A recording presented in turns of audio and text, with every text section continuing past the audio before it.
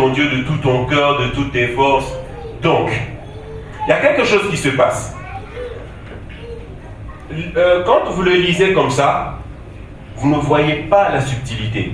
Mais en fait, quand il disait, si tu donnes une offrande à Dieu, tu n'es pas tenu d'honorer ton père ou ta mère, pourquoi il parlait d'offrande? Parce qu'en fait, quand vous relisez l'histoire, c'est eux qui bénéficiaient de l'offrande. Alléluia. C'est les pharisiens. Alléluia. C'est les pharisiens qui bénéficiaient de l'offrande. Et Christ, connaissant les pensées, connaissant la parole, il leur fait voir que, regardez, vous délaissez la parole et vous dites les choses en mettant le nom de Dieu. Mais en fin de compte, c'est à votre profit. Alléluia. Vous dites Dieu, mais en fin de compte, quand on gratte bien, c'est à votre avantage. Alléluia. Est-ce que vous me saisissez? Ils parlent d'offrande à Dieu, mais en fin de compte, c'est à leur avantage. Ils disent, celui qui donne une offrande à Dieu n'est pas tenu d'honorer son père ou sa mère. Ils sont en train d'anéantir, d'annuler la parole de Dieu pour leur avantage. C'est pour cela, au verset 6, il dit, vous annulez ainsi la parole de Dieu. Annuler vient d'un mot, vient du grec. Nous allons le voir. Akouro, qui veut dire rendre sans valeur, rendre inefficace, sans force, sans autorité. Donc il dit, vous annulez ainsi la parole de Dieu au profit de votre tradition. Et il dit au profit. Quand on dit profit, c'est qu'il y a un avantage. Alléluia. Nous allons lire un autre verset. Je vous le dis, nous sommes toujours dans l'introduction, nous devons comprendre la parole de Dieu. Alléluia. Nous allons lire un autre verset. Dans Jean 12, 5 à 6. Vous allez comprendre quelque chose. Gardez toujours la pensée, gardez toujours le fil conducteur. Vous annulez ainsi la parole de Dieu au profit de votre tradition. Pourquoi n'a-t-on pas vendu ces parfums 300 deniers pour les donner aux pauvres? Il disait cela non qu'il s'est mis en peine des pauvres, mais parce qu'il était voleur et que, tenant la bouche, il prenait ce qu'on y mettait. Amen.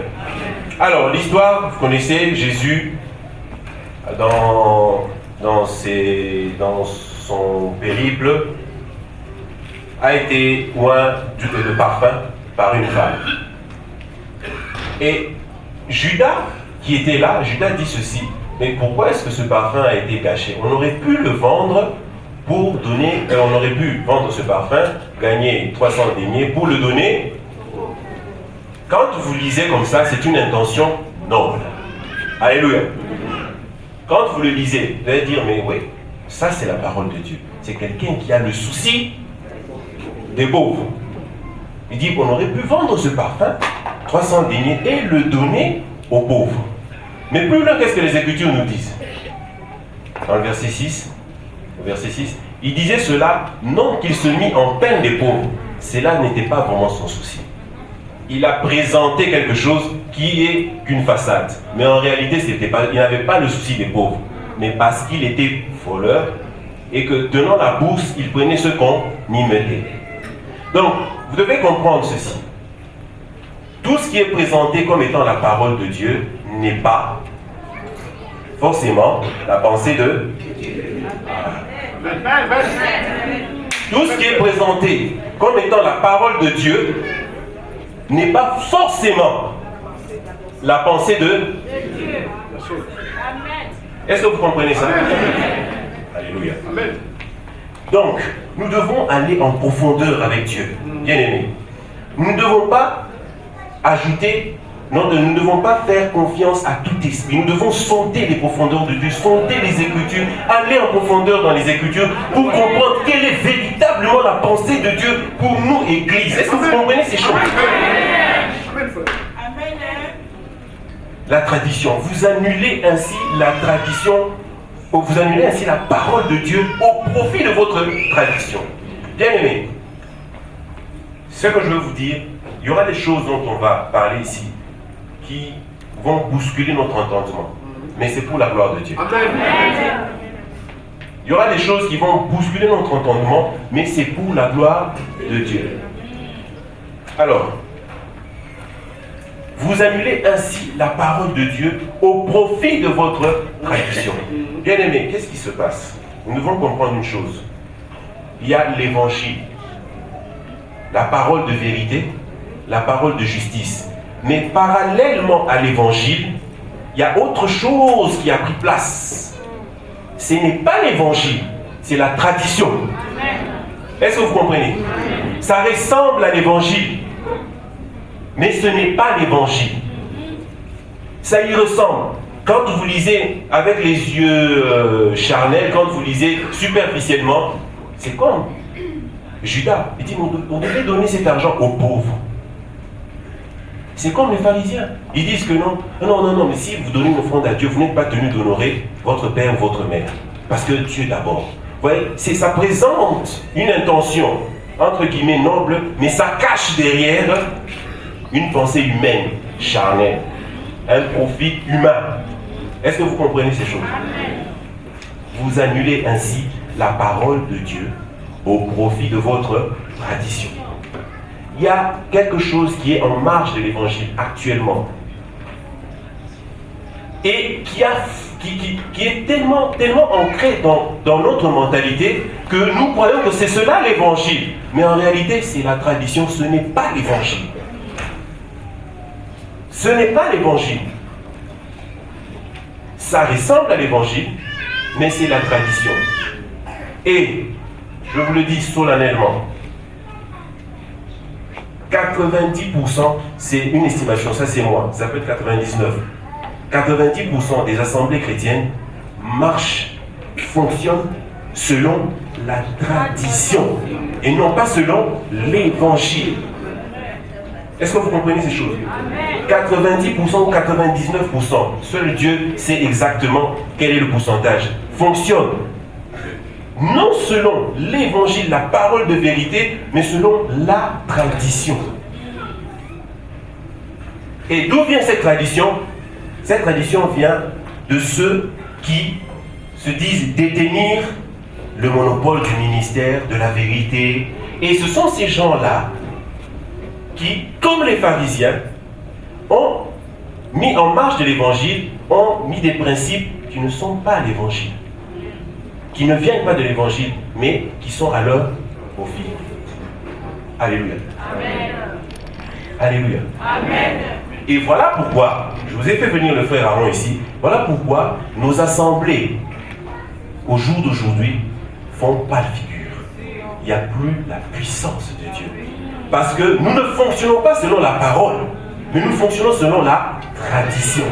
Voilà pourquoi nous ne sommes pas efficaces. Voilà pourquoi nous ne faisons pas ce que Christ a dit que nous allions faire. Alléluia. Amen. Parce que nous anéantissons, par notre fonctionnement, nous anéantissons la puissance de la parole. Nous anéantissons l'autorité de la parole au profit de notre tradition. Ça peut être volontairement, tout comme ça peut être involontairement. Parce que c'est comme ça qu'on appuie les choses, on les fait comme ça. Et comme on n'a pas le souci d'aller en profondeur, on accepte les choses telles qu'elles sont. Mais en réalité, nous fonctionnons selon la tradition et non selon la parole. Alléluia. Amen. Voilà pourquoi il n'y a pas d'efficacité dans nos vies chrétiennes. Je ne sais pas comment on peut appeler cette tradition. Est-ce qu'on peut l'appeler tradition évangélique ou tradition chrétienne? Mais une chose est que il y a une tradition et il y a l'évangile. Ça marche, c'est en parallèle. Hein. Ça se ressemble, mais c'est pas la même chose. Parce que dans la tradition, il y a le culte, comme nous le faisons. Dans la tradition, on s'est réunis, on s'appelle frère, on s'appelle sœur, on ouvre la Bible, mais ça n'a rien. Ce n'est pas l'évangile, c'est la tradition. Et qu'est-ce que c'est que la tradition? La tradition, c'est un ensemble des habitudes, des coutumes, des usages qu'on se transmet de génération en génération. C'est ça qui fait que quand nous venons à l'évangile, nous aussi nous héritons la tradition. Parce que ceux qui sont avant nous faisaient comme ça, nous aussi nous allons faire comme ça. Sans que nous puissions nous poser des questions, nous remettre en cause. Regardez vraiment, quelle est la pensée de Dieu? Et on se le transmet comme ça, mais c'est comme ça que ça fait, c'est comme ça que ça fonctionne. On se le transmet de génération en génération. Et on ne se pose pas de questions, pourquoi est-ce que l'Église est inefficace? Alléluia. Amen. Nous sommes toujours dans l'introduction. Nous allons lire un autre verset. Le verset dans Actes 18, 24 à 26. Et juste, il y a quelque chose que j'allais dire. Au jour d'aujourd'hui, voilà pourquoi nous devons bénir le Seigneur dans cette assemblée. Alléluia. Amen. Nous devons bénir le Seigneur parce que, écoutez ce genre de choses, ce n'est pas que cette assemblée est exceptionnelle, c'est la grâce de Dieu. Amen. Alléluia. Nous n'avons aucun mérite. Alléluia. Amen. Mais bénissez le Seigneur. Bénissons tous le Seigneur que Dieu ait mis autour de nous des personnes disposées à laisser l'évangile, la parole de vérité être annoncée. Alléluia. Amen. Alléluia. Amen. Que Dieu soit béni pour cela. Amen. Ce n'est pas des choses qu'on peut écouter aussi aisément, tranquillement comme ça. C'est pour cela, ce que j'allais dire, c'est quoi? C'est que ce genre de choses, quand vous amenez ça sur la place, et je prends un exemple, sur la place de Paris, vous attirez la colère de tous ceux qui détiennent le système. Est-ce que vous comprenez ça? Ce n'est pas des choses qu'on peut écouter facilement comme ça. C'est, écoutez-moi, l'esprit qui a régné du temps de Christ, le pharisianisme, c'est exactement pareil de notre temps. C'est le même esprit, mais c'est la forme qui change. C'est le même esprit. C'est le même esprit. Ne vous posez pas les questions. C'est le même esprit qui a animé les pharisiens. C'est le même esprit qui règne actuellement. C'est le même esprit. La forme a tout simplement changé, mais le fond est le même. Et c'est l'esprit le plus dangereux. Pourquoi c'est l'esprit le plus dangereux? Parce que c'est cet esprit qui a fait que Christ soit crucifié. Quand bien même c'était prophétique, Christ devait être crucifié, oui. Mais humainement parlant, c'est cet esprit qui a fait que Christ soit crucifié. Parce qu'ils ont dit, vaut mieux que celui-là, sinon il va nous mettre à mal, vaudrait mieux qu'on le crucifie. Alléluia. C'est l'esprit le plus dangereux. Parce que c'est l'esprit qui étouffe la vérité. L'esprit le plus dangereux. La Bible dit, mon peuple meurt faute de connaissance. Il y a des démons de toutes sortes, vous les connaissez mieux que moi. Mais Dieu n'a pas dit mon peuple meurt parce qu'il y a tel démon, il y a tel démon. Il a dit mon peuple meurt faute de connaissance. Donc c'est l'esprit le plus dangereux parce que ça empêche le peuple de Dieu d'accéder à la connaissance. Alléluia. Et quand on parle de ce genre de choses, on se met à dos tous ceux qui détiennent, tous ceux qui règnent sur le système. Mais que Dieu soit béni parce que cette assemblée est disposée à écouter ce genre de choses. Alors nous allons lire Actes 18, 24 à 26. Un juif nommé Apollos, originaire d'Alexandrie, homme éloquent et versé dans les Écritures, vint à Éphèse. Il était instruit dans la voie du Seigneur et fervent d'esprit. Il annonçait et enseignait avec exactitude ce qui concerne Jésus, bien qu'il ne connaisse que le baptême des gens. Il s'est mis à parler librement dans la synagogue. Aquilas et Priscille, l'ayant entendu, les prirent avec eux et lui exposèrent plus exactement la voie de Dieu.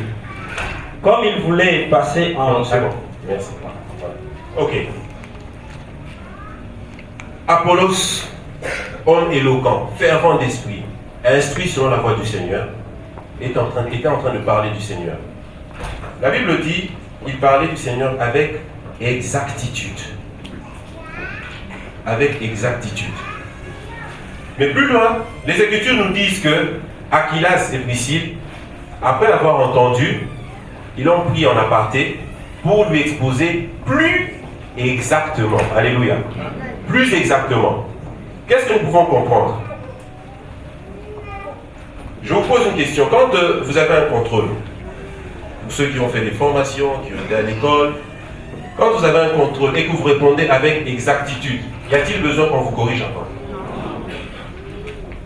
Hein? Quand vous avez un contrôle, le professeur ou le formateur corrige et dit que vous avez répondu avec exactitude, y a-t-il besoin qu'on vous corrige encore? et pourquoi est-ce que dans la parole, on parle Aquilas et Priscille qui l'ont pris. C'est qu'il y a quelque chose de caché. Vous devez comprendre une chose, bien aimé. Quand vous lisez la parole, quand nous lisons la parole, ça doit être notre désir, notre souci. Quand nous lisons la parole, ne nous limitons pas à être superficiels. Je nous exhorte à mettre de notre argent pour acheter des traductions grecques. Une chose traduite en français peut pas perdre son sens, mais ne pas veut dire exactement ce qui a voulu être dit. C'est pour cela que vous avez plusieurs traductions de la Bible. Alléluia. Bien aimé, c'est une école. La vie de Dieu nécessite des efforts. Faisons un effort, mettons de notre argent. Puisqu'on s'achète, on peut s'acheter un pantalon et tout ceci. Mettons de notre argent pour acheter des traductions. C'est important. Alléluia. C'est important. Parce qu'un mot traduit peut pas dénaturer, mais diminuer un peu l'intensité ou l'impact. Alléluia. Amen. Et un mot peut avoir plusieurs sens selon les circonstances. Alléluia. Amen. C'est important. Quand vous allez en RDC, quand vous dites coopération, pour le français qui parle français, coopération a un sens. Mais pour ceux qui habitent ou ceux qui sont d'origine de la République démocratique du Congo, coopération a un autre sens. Un autre sens. Et d'ailleurs, le mot a même été raccourci. Ce n'est plus coopération, c'est Europe. Ça a un autre sens. Donc vous voyez que les mots ont leur importance. Ça a un autre sens. Vous savez, nous, ceux qui sont d'origine de la RDC, nous, je dis nous puisque je suis de cela, mais dans le Seigneur, nous sommes de la race du Seigneur. Alléluia. En RDC, ils disent ceci. Ils disent maman pour n'importe quoi. Ils peuvent dire que non, ah, j'ai vu une maman dans le coin. J'ai vu une maman passer. Mais quand vous dites ça à un Français, la France, ça veut dire c'est la mère qui est là. Est-ce que vous comprenez? Mais pourtant, en RDC, en fin de compte, ce que le Français va dire une dame, nous en RDC, nous disons, pour ceux qui sont de la RDC, une maman. Donc vous voyez que les mots ont leur importance. C'est pour ça qu'il faut gratter, aller chercher, comprendre, aller même dans la culture pour chercher à comprendre. C'est important. Pour dire une dame, le Français va dire une dame, mais le Congolais qui se respecte va dire une maman. Alléluia. Voilà, donc on va continuer. Ok. Apollos, quelqu'un d'éloquent, parle du Seigneur. Mais la Bible dit parle avec exactitude. Alors, Aquilas et Priscille qui l'écoutent, disent bon, bien, nous allons t'exposer plus exactement. Mais il y a quelque chose que la Bible nous montre, que la Bible nous dit, c'est qu'ils ne connaissaient que le baptême de Jean. Alléluia. Ils ne connaissaient que le baptême de Jean. Or, le baptême de Christ, c'est cela qui est capital dans la vie de Dieu. Alléluia. Le baptême de Christ, c'est cela qui est important. C'est là où il y a la révélation. C'est là où il y a la connaissance. C'est là où il y a la lumière. Donc c'est pour dire quoi? C'est pour dire que nous devons, en tant qu'enfants de Dieu, chercher à aller dans le plus exactement. L'exactitude ici, ça veut dire quoi? Ça veut dire consciencieusement. C'était quelqu'un qui avait reçu une certaine parole, qui était la parole de Dieu, et qui communiquait aussi cette parole avec sincérité. Mais vous savez une chose, on peut être sincère, mais dans l'erreur. Alléluia. Est-ce que vous comprenez? On peut être sincère, mais dans l'erreur. Ce n'était pas son cas ici, mais c'est juste pour vous faire comprendre que il ne suffit pas d'être sincère. Il était sincère. Ce qu'il disait, c'est ce qu'il avait appris. Mais il lui manquait quelque chose. Le plus essentiel, le baptême de Christ. Lui, il s'était arrêté au baptême de Jean. Voilà pourquoi Aquilas et Priscille, après l'avoir entendu, ont compris qu'il y avait quelque chose qui manquait. C'est pour cela qu'ils ont voulu le plus exactement. Et dans le plus exactement, c'est là où Dieu se trouve. Alléluia. Nous devons aller dans le plus exactement. C'est là où il y a la révélation de la parole. Le plus exactement. Exactitude, ici, ça vient de akribos. Consciencieusement, bien. Mais plus exactement, c'est akribestéron en grec, pour dire plus rigide, plus précis. Alléluia. Et nous devons aller dans le plus exactement dans la parole de Dieu. Alléluia. Et si on cherche à aller dans le plus exactement, c'est cela qui va nous faire sortir de la tradition. Alléluia. Parce que la tradition est fixe. On se transmet les choses, c'est comme ça, c'est comme ça, c'est comme ça. Mais quand on veut aller dans le plus exactement, c'est là où on essaie de sonder, d'aller. Qu'est-ce que Christ dit? Quitter la terre, avancer un peu en eau profonde. Alléluia. Amen. Nous devons avancer, aller dans le plus exactement. C'est là où Dieu est, dans la révélation, le plus exactement. Alléluia. Amen. Alléluia. Amen. Donc voilà. Nous allons maintenant parler de l'Église. Mais quel point nous allons aborder? Nous allons aborder le point de la préfiguration. Tout ce dont nous avons parlé, c'était une introduction, une entrée en matière, pour que nous puissions comprendre exactement qu'est-ce que Dieu attend de nous. Alléluia.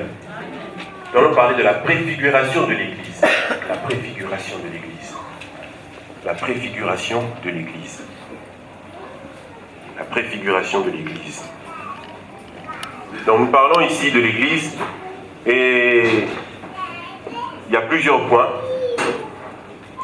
Que Dieu fasse grâce, prochainement on va afficher l'ossature, on va afficher la table de matière pour que chacun ait réellement le fil conducteur de ce que nous allons voir ensemble par la grâce de Dieu. Alléluia.